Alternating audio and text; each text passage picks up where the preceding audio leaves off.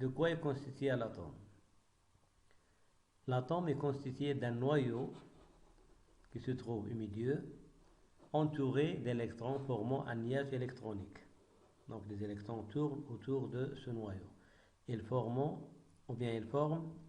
un nuage électronique, sahaba électronia. Alors le noyau, celui-là, il est placé au centre de l'atome et chargé positivement.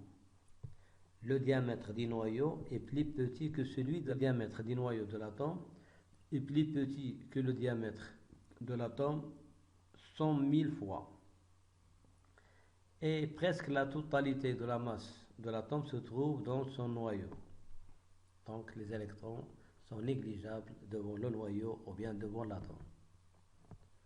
Alors voyons ici, on a le noyau, il est chargé positivement et les électrons qui tournent autour de lui sont chargés négativement. Alors les électrons, ils portent des charges électriques négatives et ils sont tous identiques. Chaque électron porte une charge électrique élémentaire, négative notée moins E. Moins E, c'est la charge de l'électron. Que veut dire E? E, c'est la charge élémentaire. C'est la plus petite charge électrique qui existe, exprimée en coulombs de symbole C. Sa valeur E, la valeur absolue de celui-là, est égale à 1,6 fois 10 puissance moins 19 coulombs. Coulomb, c'est l'unité de la quantité d'électricité. Donc, un électron est symbolisé avec la lettre E-. Donc, E-, c'est le symbole de l'électron. E, c'est le symbole de la valeur absolue. C'est la valeur absolue de la charge élémentaire. Et -E, c'est le symbole de la charge de l'électron. Alors, remarque, l'atome a une structure lacunaire. Entre les électrons et le noyau, il y a des vides. Donc, il y a un grand espace entre le noyau et les électrons. Neutralité électrique. Un atome est électriquement neutre. Électriquement neutre, ça veut dire qu'il ne porte pas de charge. Le nombre de charges positives du noyau est donc égal au nombre de charges négatives des électrons. Ce nombre est appelé le numéro atomique. On le note avec la lettre Z. Il sert à classer les atomes. Donc les atomes se diffèrent entre eux par leur nombre Z. Regardons par exemple ce tableau. Alors, on a le tableau périodique. Ici le numéro atomique. Symbole de l'atome. Donc ici c'est l'atome d'azote. Elle a 7 électrons. Par exemple, l'atome d'hydrogène. Il a un seul électron. L'atome de carbone, 6 électrons. L'oxygène, 8 électrons. Fluor, 9 électrons. Néon, 10 électrons. Passons au zinc, 30 électrons. Le cobalt, 27. Le fer, 26 électrons. Le cuivre, 29 électrons. Et passons par exemple à l'or, AU, 79 électrons, et ainsi de suite. Donc, les atomes se diffèrent entre eux par leur nombre d'électrons, qu'on appelle le numéro atomique et qu'on le note avec la lettre Z. Les électrons de tous les atomes sont semblables. Ils sont les mêmes. Un électron d'un atome d'hydrogène, elle est semblable à un électron d'un atome d'oxygène, ou bien d'or, ou bien de zinc, ainsi de suite. Donc la charge totale des noyaux est égale à Qn, est égale à plus Ze. Plus Ze. Z, c'est le numéro atomique, et E, c'est la charge élémentaire. Et la charge totale des électrons, QE, est égale à moins Ze. Donc moins, c'est le signe négatif qui signifie que les électrons sont négatifs. Z, c'est le même numéro atomique. Donc le numéro atomique de l'atome signifie le nombre de charges positives de cet atome et en même temps il signifie le nombre des électrons de cet atome. Alors, charge de l'atome, on la note avec QA. est égal à charge totale du noyau, Qn, plus charge totale des électrons, Qe. Qn est égal à plus Ze, plus moins Ze est égal à 0. Donc, la charge d'un atome, elle est égale à 0. Ça veut dire que la charge positive du noyau est égale à la charge négative des électrons. Donc c'est pour cette raison-là qu'on dit que l'électroneutralité de l'atome. L'atome est électriquement neutre. Ça veut dire qu'il ne porte pas de charge. Alors passons aux ions. Les ions, définition. Un ion est un atome ou plusieurs atomes, ou bien un groupe d'atomes, ayant gagné ou perdu un ou plusieurs électrons. Un ion est donc un atome ou plusieurs atomes chargés électriquement. Donc la différence entre l'atome et l'ion, c'est que l'atome ne porte pas de charge électrique, mais l'ion, il porte une charge électrique. Cette charge électrique peut être négative ou bien peut être positive. Il y a donc des ions positifs et des ions négatifs. Alors, ion positif, on l'appelle cation. C'est un atome ou groupe d'atomes qui a perdu un ou plusieurs électrons. Exemple, Fe2+, FO3+, Al3+. Ion négatif ou anion est un atome ou groupe d'atomes qui a gagné un ou plusieurs électrons. Exemple, Cl-, F-, SO4-. Donc, SO4-, est un ion polyatomique. F-, ou bien Cl-, ou bien Fe3+, ou bien Fe2+, sont des ions monoatomiques. Mono, ça veut dire un seul atome. Poly, ça veut dire plusieurs atomes. Et on va voir d'autres exemples. Alors, un ion monoatomique est un atome ayant perdu ou gagné un ou plusieurs électrons. Un ion polyatomique est un groupe d'atomes ayant perdu ou gagné un ou plusieurs électrons. Donc, pour bien comprendre comment l'atome se transforme en ion, on va voir cette manipulation. Alors regardez, on a l'atome de sodium qui possède 11 électrons. On a 11 électrons, on a 3 couches, 2 plus 8, c'est 10 et 1 dans la troisième couche. Donc 11 électrons, ils ont une charge négative, moins 11 E. Et on a le noyau, elle a 11 charges positives. Donc la charge du noyau plus 11 E. Donc l'atome de sodium possède 11 électrons. Suivez. Alors, les électrons ne cessent pas de se tourner autour du noyau. Mais regardons. L'atome de sodium a perdu un électron. Elle a perdu un électron. Le noyau ne change pas. Donc, si on fait la différence maintenant, on a 11 charges positives et 10 charges négatives. 10 charges négatives. Donc, on a un atome électrisé. L'électricité de cet atome, elle est positive, car les nombres de charges positives sont nombreux que le nombre des charges négatives. Alors, on a un ion de sodium.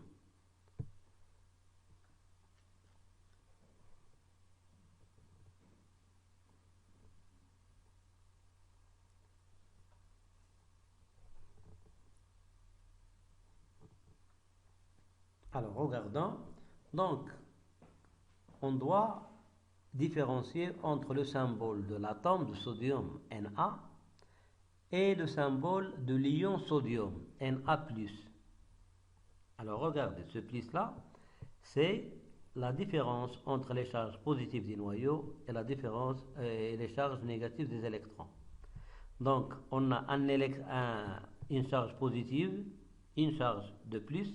Donc, on a écrit ici plus. Si on a 2, on écrit 2 plus.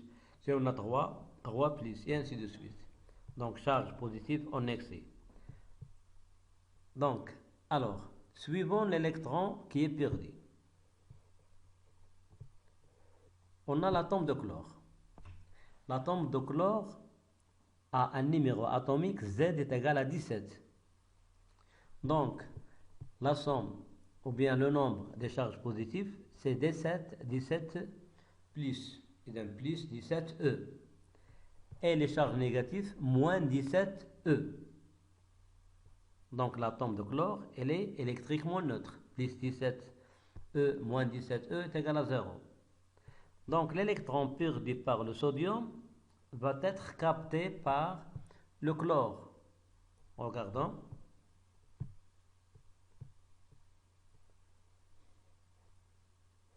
Alors, l'électron qui est perdu par le sodium, elle est ici. Elle est comme tous les autres électrons. On ne peut pas, la manipulation, on peut le voir ici, mais elle est comme les autres, comme ça. Elle tourne et on ne sait pas où il se trouve. Donc, l'atome de chlore a gagné un électron. Donc, il ne reste pas neutre électriquement. Maintenant, on a les charges positives n'ont pas changé. Et vous devez savoir toujours que le nombre de charges positives de l'atome est égal au nombre de charges négatives est égal au nombre de charges négatives de la même atome. Mais lorsque l'atome perd ou bien gagne des électrons, la somme des charges positives ne change pas. Donc la charge positive du noyau de l'atome est le même que la charge positive du noyau de l'ion. La différence existe entre les électrons, la charge d'électrons.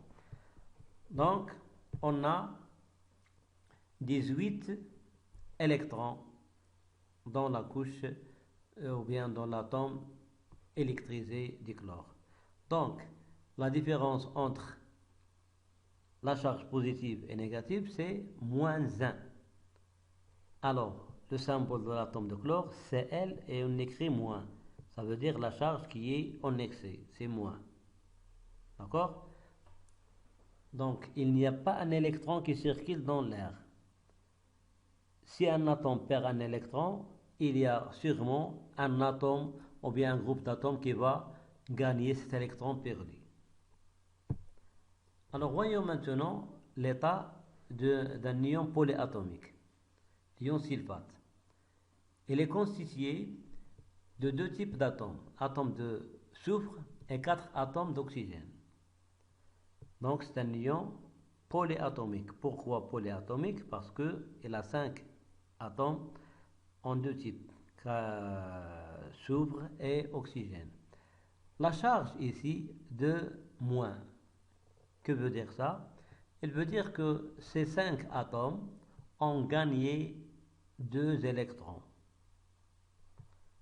Donc j'espère que vous avez bien assimilé cette notion-là.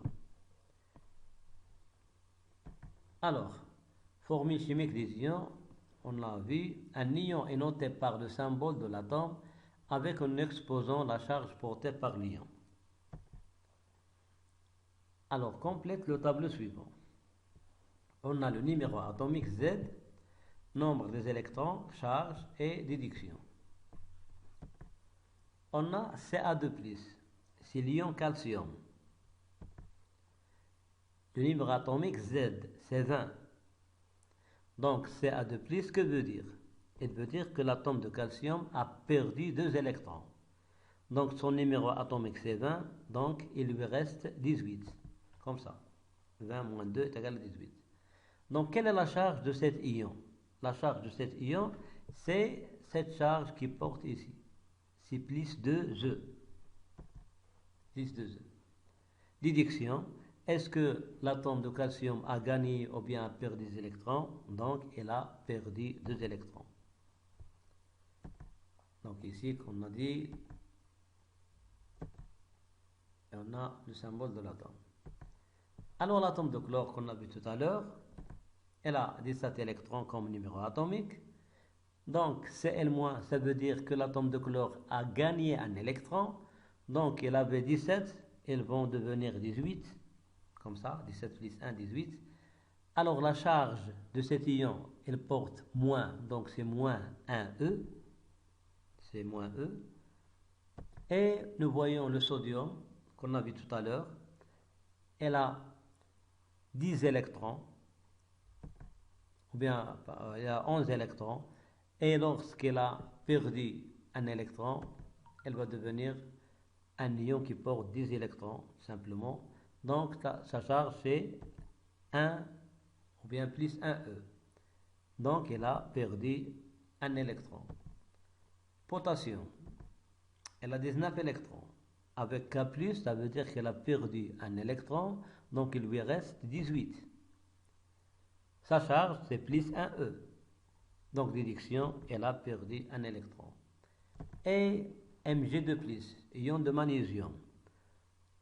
Alors, on a 12 électrons comme numéro atomique. Donc, le magnésium, bien l'atome de magnésium, a perdu 12 électrons. Donc, il lui reste 10 électrons. Alors, elle a perdu 2 électrons, donc sa charge c'est plus 2E. Donc, elle a perdu 2 électrons. Et enfin, on a l'atome de chlore qui a gagné un électron.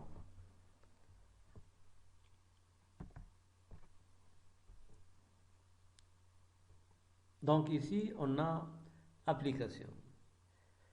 Symbole de l'atome, l'ion ici. Donc toujours, on a c'est le cuivre 2, c'est un ion. Donc l'atome, c'est l'atome du cuivre. Elle a perdu des électrons. Donc on va noter la formule de l'ion Ci2+. C'est un anion ou bien c'est un cation, c'est un cation. Cation, l'atome a perdu, anion, l'atome a gagné. Alors, on passe maintenant à la nature du courant électrique dans les métaux. Alors, la question de la leçon, pourquoi les métaux conduisent le courant électrique? Alors, dans les métaux, le courant électrique est dû au mouvement des électrons, appelés électrons libres, car ils peuvent se déplacer. Comme vous avez vu, on a utilisé l'atome de sodium.